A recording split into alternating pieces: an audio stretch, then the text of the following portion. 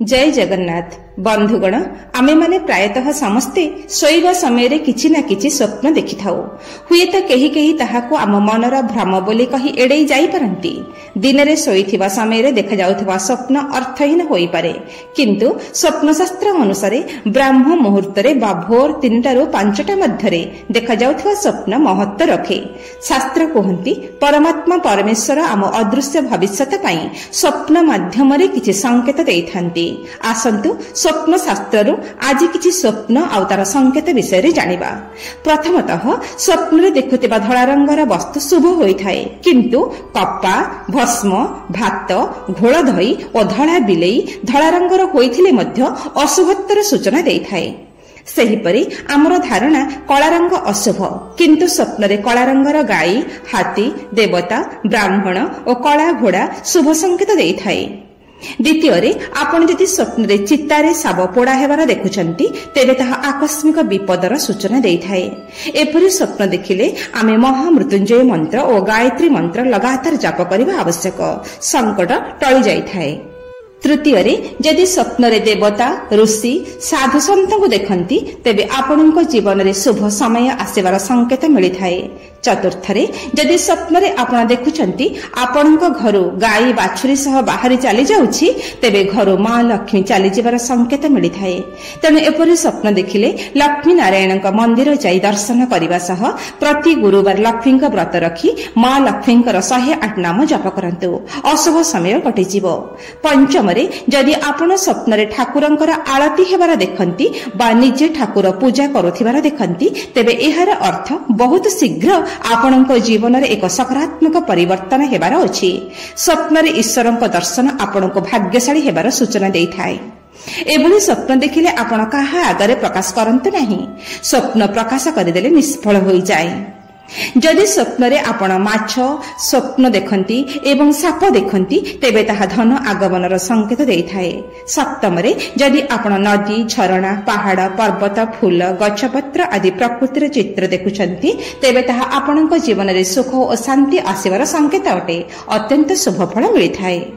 सप्तम जदि आपण स्वप्न रे गाई, हाथी, घोड़ा, पेचा, सुआ, कला नाग आदि प्राणी मानक देखंती तेबे ताहा अत्यंत शुभ फल आनि देइथाय। धन, जस, मान, सम्मान, उच्च पदवी मिलिबार संकेत अटे। अष्टम जदि आपण स्वप्न रे पारा देखुथांती तेबे ताहा संकेत देइथाय कि आपण भयंकर रोगरु मुक्त हेबाकु जाउछंती, व्यवसाय और चाकरी रे लाभ मिलिबाकु जाउछि। नवम स्वप्न रे जदि निजर मृत्यु हेबार देखंती तेबे व्यस्त हेबार कोनोसी आवश्यकता नाही। एहार अर्थ आपण आपणक जीवन रे थिबा रोगगत समस्या बा अन्य समस्या मुक्त हेबाकु जाउछंती। दशम स्वप्न रे जदि आपण बंधु बांधव को देखंती ताहले संकेत मिलिथाय कि आपणकर भल समय आसुछि। 11 जदि स्वप्न रे आपण निज भाई को देखंती तेबे खूब शीघ्र आपणको नुआ मित्र मिलिबाकु जाउछि।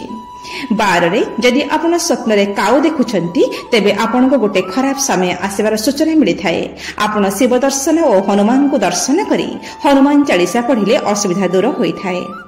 13 आपण जदि स्वप्न रे झिटिपिटी देखुछंती तेबे ताहा आपणक घरे चोरी हेबार संकेत प्रदान करिथाय, आपण सतर्क होई जांतु। 14 आपण जदि स्वप्न रे भिक मागिबा देखुछंती तेबे ताहा धन हानिर संकेत देइथाय।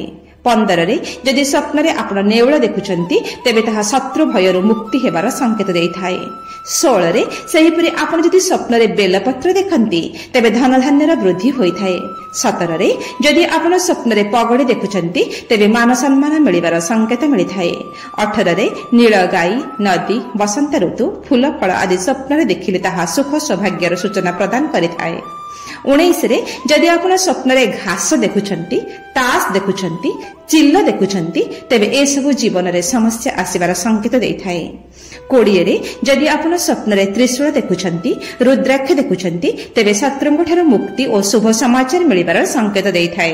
21 जदि आपण स्वप्न रे शव वा काहार शेष यात्रा देखुथांती तेबे ताहार अर्थ आपणकर सब समस्या शीघ्र चली जिवो, खराब दिन शीघ्र चली जाई भल दिन आसीबो। 22 जदि आपण स्वप्न रे फूलमाला देखुथांती तेबे आपणको निंदित हेबार संकेत देइथाय, किंतु जदि स्वप्न रे आपण चंदन देखुथांती तेबे शुभ समाचार मिलिथाय। 23 ତପସ୍ୱୀ ଫକୀର ଆଦିଙ୍କୁ ଦେଖିଲେ ଆପଣ ଦାନ କରିବା ପରି ମହତ କାର୍ଯ୍ୟ କରିବାକୁ ଯାଉଛନ୍ତି ବୋଲି ସଂକେତ ମିଳିଥାଏ। 24 ସ୍ୱପ୍ନରେ ଦେବୀ ଦର୍ଶନ ମିଳିଲେ ରୋଗରୁ ମୁକ୍ତି ମିଳିଥାଏ। ହଳଦିଆ ଫୁଲ ଦେଖିଲେ ମଧ୍ୟ ରୋଗରୁ ମୁକ୍ତି ମିଳିଥାଏ। ଇନ୍ଦ୍ରଧନୁ ଦେଖିଲେ ଉତ୍ତମ ଶରୀର ପ୍ରାପ୍ତି ହୁଏ। 25 ସ୍ୱପ୍ନରେ ଅସ୍ତ୍ରଶସ୍ତ୍ର ଦେଖିଲେ ଲଢ଼େଇରେ ହାର ମିଳିବାର ସଂକେତ ମିଳିଥାଏ। 26 ଶୁଖିଲା ଅନ୍ନ ଖାଇବାର ସ୍ୱପ୍ନ ଦେଖିଲେ, ଶୁଖିଲା ଜଙ୍ଗଲ ଦେଖିଲେ ସମସ୍ୟା ବଢିଥାଏ। 27 ସ୍ୱପ୍ନରେ ଧୂଆଁ ଦେଖିଲେ ବ୍ୟାପାରରେ ହାନି ହୋଇଥାଏ। 28 ସ୍ୱପ୍ନରେ କଇଁଚି ଦେଖିଲେ ଘରେ ଝଗଡ଼ା ହେବାର ସଂକେତ ମିଳିଥାଏ। 29 ପକ୍ଷୀ ଦେଖିଲେ ଚାକିରିରେ ସଫଳତା ମିଳିଥାଏ।